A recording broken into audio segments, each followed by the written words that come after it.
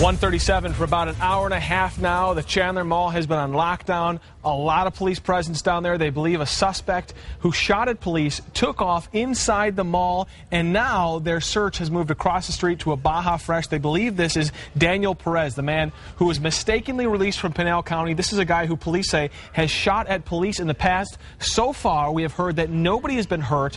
Corey Rangel, our reporter, out in front of that Baja Fresh. Corey, tell us what you're seeing right now. Police focusing on that Baja Fresh.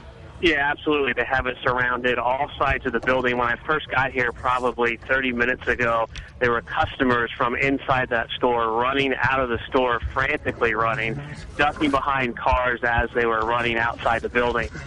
SWAT team members from various law enforcement agencies all swarmed this area basically at the same time, rushing this area. About 10 minutes ago, I heard one of the hostage negotiators or a police officer trying to negotiate with the guy inside, telling him, to come out with his hands up, he wouldn't be hurt. But as of now, no movement from where I'm at, from inside the store. But again, right now, police have this store completely surrounded on all sides. Large police presence. We have, long, high-powered rifles out here. Just a big stakeout outside the store. Wow, yeah, we can see a live picture right here of the police presence. We see a woman, somebody with her head in her hands here. Chris Sine is joining us. Chris, you've covered a lot of these. Right. You've talked with police about their training process. What do they do? What are they doing in this situation to deal with this? It's a very methodical situation. As we go ahead and look at those live pictures, I want people to understand what the police are doing right now. First and foremost, they want to make contact with the hostage taker. They want to make things very calm.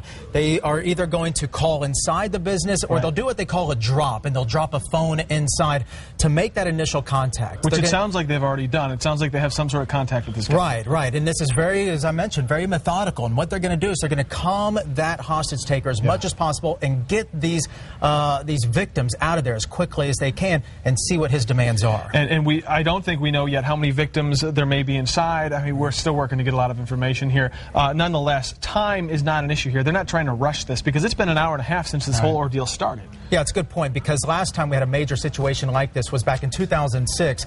It was a downtown courtroom in Phoenix. That lasted 8 hours and ended peacefully. Wow, and we've got Corey Rangel on the scene there. He's going to continue to track things. Thank you, Chris, for some perspective there on exactly what's going on. Kyrene Del Sol on lockdown, apparently. Kyrene Del Sereno. Also, the Chandler Boulevard exit off the 101 has now been closed. Not sure why that is. As far as we know, though, the mall is still in lockdown. That Baja Fresh, the focus right now of the police presence.